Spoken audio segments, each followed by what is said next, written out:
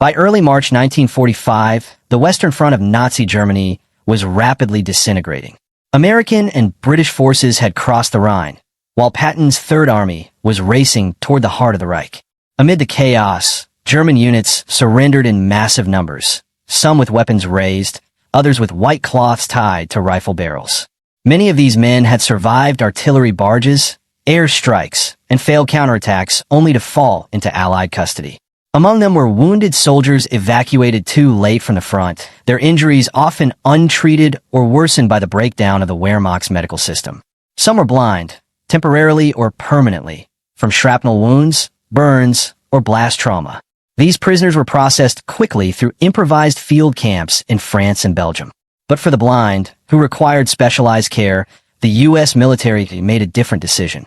In April 1945, a transport convoy left Le Havre carrying wounded German POWs bound for the United States.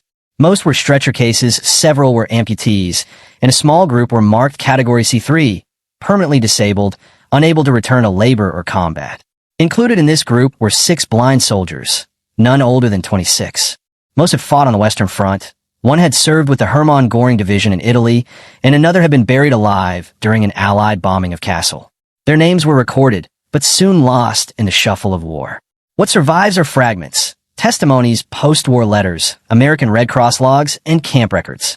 Through these, a clearer picture emerges. Young men, trained for war, defeated in battle, stripped of sight, and now headed across the Atlantic to a country they had been told would show them no mercy. The voyage aboard the Liberty ship SS Claymont Victory took just over 2 weeks. During that time, the POWs remained under guard but received medical attention from U.S. Army medics. One of the blind prisoners, referred to only as Feldwebel K, in later records, reportedly asked a medic why they were being treated at all. "Are we the enemy?" he said. The medic's reply, according to a post-war interview, was short, "Your people." That exchange, simple as it was, would mark the first break in the ideological barrier these soldiers had carried with them. They arrived at Camp Shelby, Mississippi, in early May 1945. Located near Hattiesburg, Camp Shelby had been used for U.S. troop training since World War I and had become one of the largest German POW camps in the South. By the end of the war, it held over 5,000 Axis prisoners. Most were held in accordance with the 1929 Geneva Convention, which guaranteed humane treatment, shelter, food, and medical care. American policy, shaped in part by a desire to model moral high ground, emphasized adherence to these rules, even for those captured from SS units. But Camp Shelby also had a small annex that housed infirm and disabled POWs. It was here that the blind Germans were brought. At first, they were placed in standard barracks with the other injured prisoners. Guards quickly noted that navigating the facilities posed serious challenges. Within a week, camp officials had relocated them to a quieter area near the medical wing. There, wooden railings were installed, beds repositioned, and latrines marked with raised signage. These adjustments, though modest, were significant. According to internal memos preserved in Army archives, Camp Command viewed it as a matter of principle. Proper care is to be extended to all POWs regardless of physical condition or rank. The blind POWs had little interaction with the general population of the camp. Their days were structured. Medical checkups, supervised walks along a gravel path, scheduled meals, and occasionally supervised listening sessions where American radio broadcasts were played in German. They could not see the guards watching them, nor the barbed wire fences, nor the pine trees that lined the compound. What they registered were voices, footsteps, and silence. Most were still adjusting to their blindness. One of them, a former artilleryman blinded by a shell explosion outside Aachen, had trouble sleeping, often waking up disoriented and calling for his mother. The guards, according to reports, showed restraint and often compassion. One nurse, in a letter to her family, described them as boys who didn't ask to go blind for Hitler. What began to unsettle the prisoners was not the confinement, but the absence of cruelty. Before surrendering, they had been instructed to expect harsh treatment, interrogation, starvation, possibly execution. The Nazi propaganda machine had painted the Americans as undisciplined brutes. Yet here, they were offered clean clothes, food that included bread and fresh fruit, and pain medication administered on schedule. They were spoken to with patience. Some guards even attempted German phrases. A few blind POWs refused to eat at first, suspicious that their meals were drugged or poisoned. But hunger and routine wore them down. American civilians were not allowed direct access to most POWs without clearance. However, through Red Cross cooperation, limited civilian contact was permitted for disabled prisoners. Chaplains, nurses, and a few volunteers from local churches began to appear, always under supervision. These visits were cautious at first, but they planted something unexpected, the idea that not all Americans were enemies. One local woman, a widow who had lost her son in France, came regularly to read aloud to one of the prisoners. Her German was poor, but her presence consistent. She brought a German-language Bible. She read it haltingly, page by page. The blind corporal she visited sat in silence, his hands folded tightly, as if uncertain whether to listen or resist. By the end of their first month at Camp Shelby, the group of blind prisoners had begun to talk to each other more openly. What they said, according to later testimonies, was cautious but telling. "They are not what we were told," one said. "The ones here, they speak softly." Another remarked that the quietness of the camp frightened him more than the war. A third simply said, "I don't know what to believe anymore." The shift was not dramatic. No conversions, no confessions. But inside that annex, something was beginning to change. Not in what they could see, sight was gone, but in how they understood the people they could no longer see. And perhaps more importantly, in how those people had chosen to see them. That shift would deepen in the weeks to come, not because of any grand gesture, but because of consistent, quiet acts of humanity. For young men trained to believe that mercy was weakness and that enemies were to be hated, such acts would prove deeply destabilizing. And it was that destabilization, not violence, that would stay with them for the rest of their lives. The first week at Camp Shelby passed with little conversation among the blind German POWs. Each of the 6 men remained confined mostly to their own space, adjusting to unfamiliar surroundings through sound, texture, and smell. The wooden floorboards creaked differently than those of German barracks. The linen was clean, the air heavy with pine. The guards spoke English, but not with the hostility they had anticipated. No shouting, no beatings. Meals were placed before them without delay, 3 times a day, often warm, occasionally accompanied by coffee.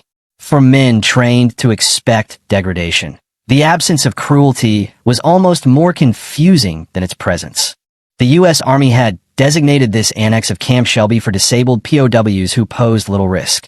Located near the camp's hospital compound, it housed wounded Germans who had lost limbs, suffered burns, or, like this small group, lost their sight. The facility was functional but not luxurious. Rows of cots, 2 latrines, a water station, and open space for walking. To accommodate their condition, handrails were installed along the inner perimeter. American medics helped orient them to their beds, the dining area, and a latrine path using simple verbal cues. Every step of the setup was documented by Red Cross inspectors who visited once every 10 days. Among the 6, 2 stood out quickly to the American personnel.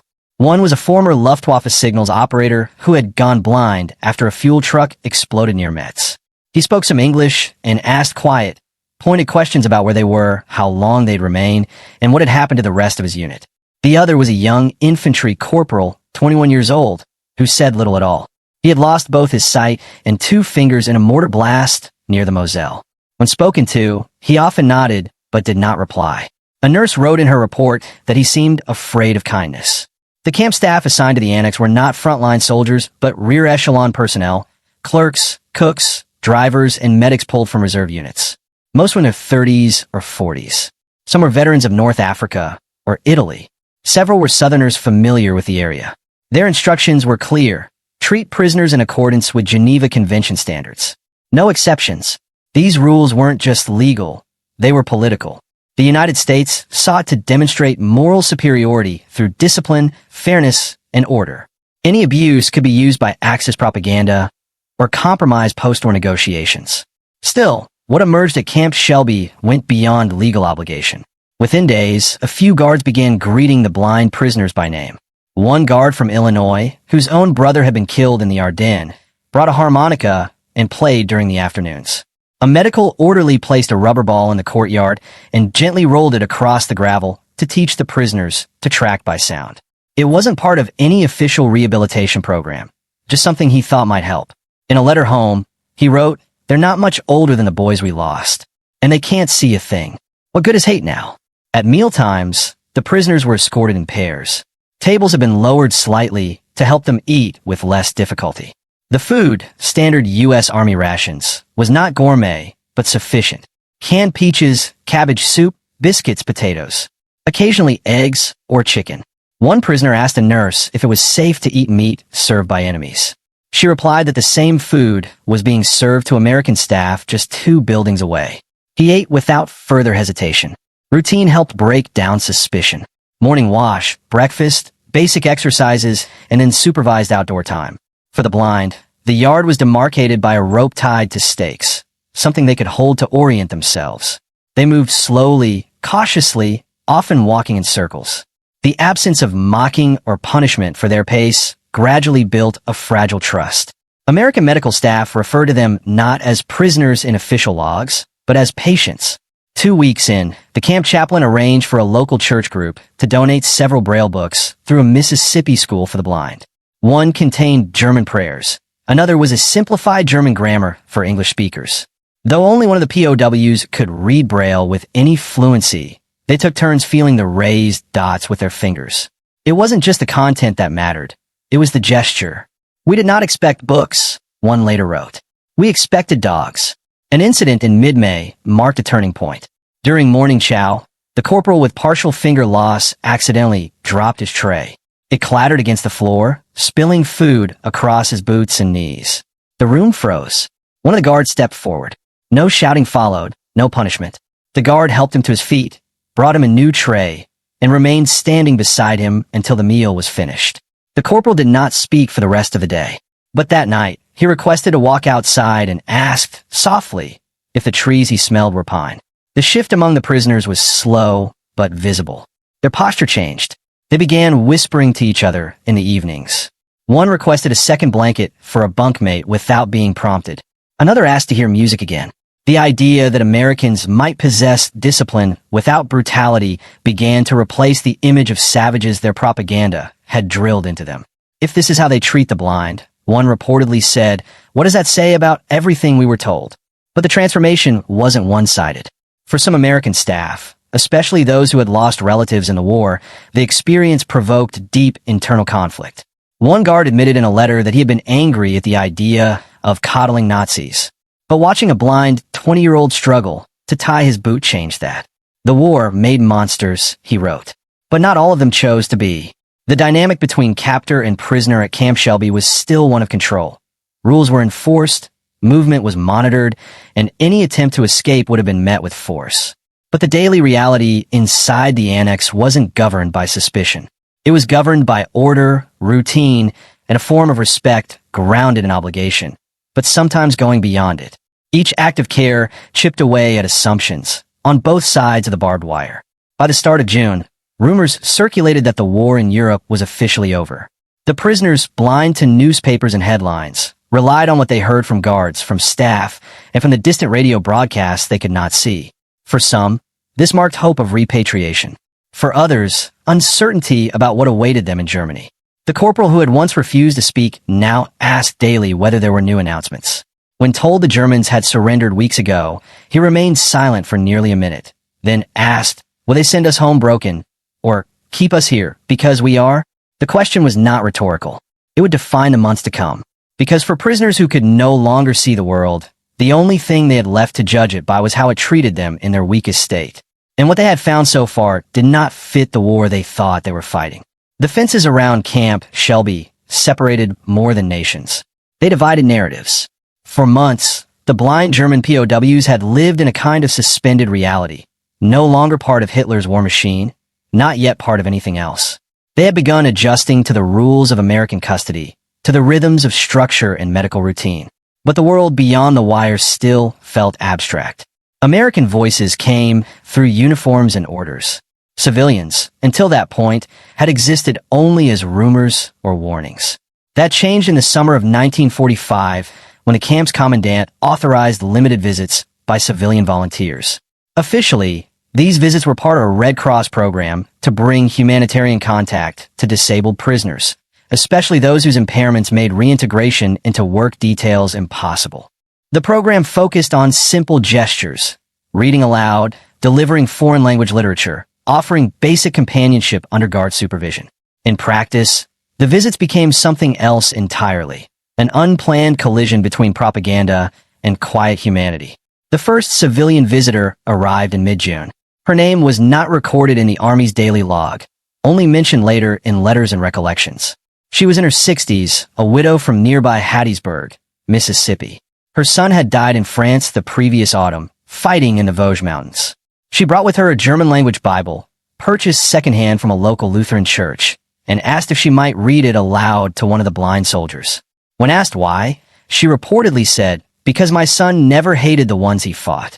She was assigned to the quiet corporal with partial finger loss, the same one who had dropped his tray weeks earlier and spoken little since. At first, he didn't respond to her reading. He sat still, hands in his lap, face blank. But she returned the next week and the one after that. Slowly, the pauses between her words grew shorter. He began to nod, then murmur the final word of each verse. Eventually, he whispered to a guard that he would like to know the reader's name. The request was denied, per regulation, but it marked a shift. He no longer saw all kindness as manipulation. Other visitors followed. A group from the local Methodist church brought harmonicas, donated by a Sunday school class. A retired teacher, herself blind in one eye from cataracts, offered to teach tactile reading techniques using cloth stencils and embossed paper. Several German-American families from New Orleans delivered handwritten letters and old school books from when they had lived in Stuttgart. Each encounter was brief. None were unsupervised, but the blind POWs began to anticipate them in the same way they once awaited mail or rations. Not for what they brought, but for what they disproved.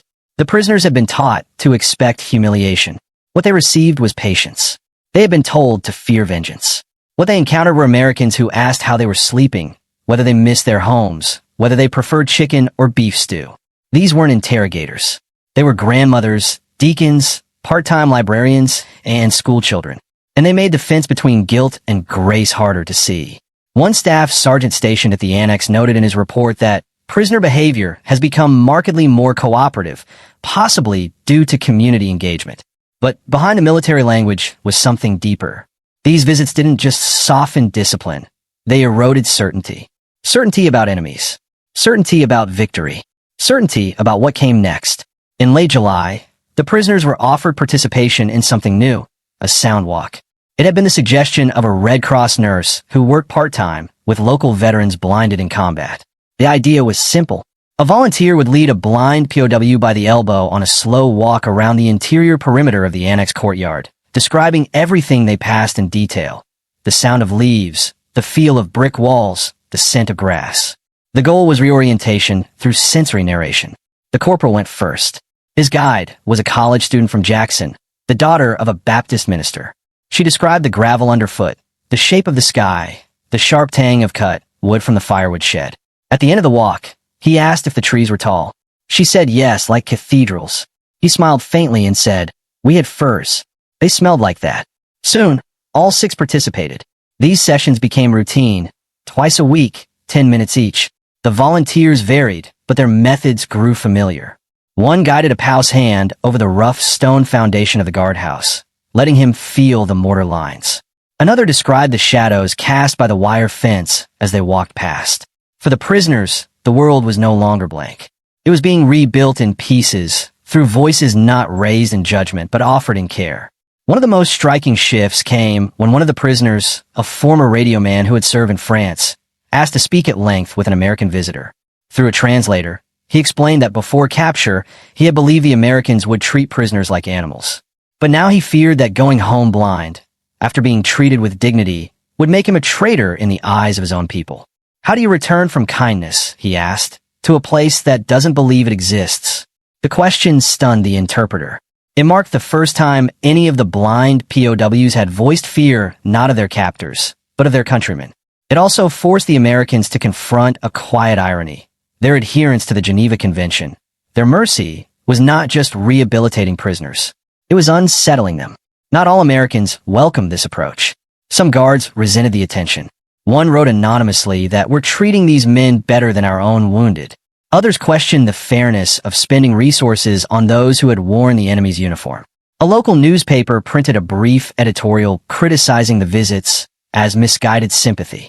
But the program continued. And those few who objected were outweighed by those who saw no conflict in being both firm and humane. The corporal who once sat silent in the corner began to ask for Bible readings, even on days without visitors. Another prisoner who hadn't spoken more than a dozen words since arrival requested help writing a letter, dictated in broken German, to the mother of an American soldier buried near Strasbourg.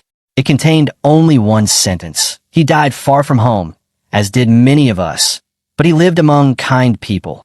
By early August, the blind POWs at Camp Shelby no longer flinched at kindness. They reached for it. They waited for it. And yet, this acceptance came with consequence. Because the more they embraced it, the more distant their past selves felt. The uniforms, the slogans, the certainty. What had been built in war was now being undone, not by force, but by decency. And for men trained to see compassion as a flaw, the slow disintegration of that belief left a question they could not shake. If the enemy had been kind, then what exactly had they fought for? By the fall of 1946, the blind German prisoners at Camp Shelby were quietly processed for repatriation. There was no ceremony, no public announcement. Their departure was recorded in transport logs and Red Cross documents, then quickly overtaken by the machinery of post-war demobilization.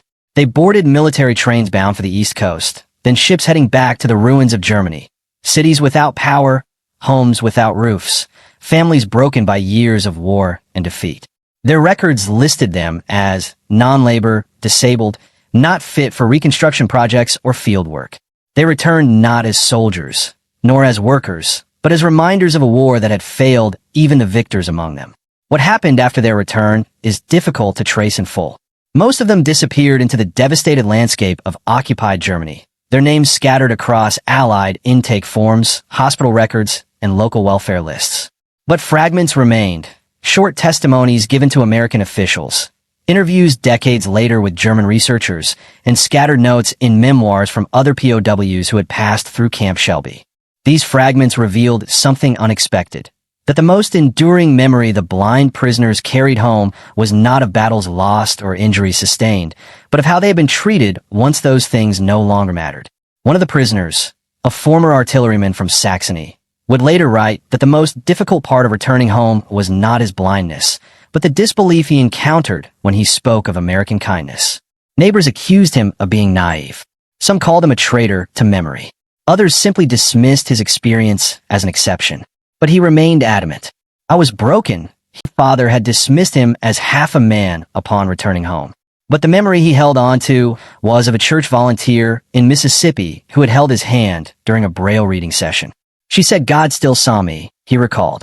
I don't know if I believed in God, but I believed her. These moments never made it into school books or newsreels. They weren't part of occupation policy or Cold War strategy. They were small, unrecorded acts, civilian decency extended to defeated men. But they left marks that outlasted orders and uniforms. And over time, those marks became stories, shared cautiously, often late in life, by men who had once worn the swastika and no longer believed in its promises. For American veterans and civilians involved in the POW program, the memory of these interactions also lingered. Some wrote about them in local newspapers decades later. One former guard at Camp Shelby recounted how watching the blind Germans try to play harmonicas had changed his perspective. We were supposed to see enemies, he wrote, but I saw boys who couldn't even find their boots. These recollections helped complicate the wartime narrative. They reminded Americans that their treatment of prisoners had not just reflected who the enemy was, but who they chose to be. In doing so, it shaped how some veterans understood their own service, not only as a fight against tyranny, but as an effort to preserve something worth returning to. Not all lessons were carried forward. In later wars, Korea, Vietnam, Iraq, POW treatment became a source of controversy and contradiction. But the record of World War II, especially on the American home front, remained instructive.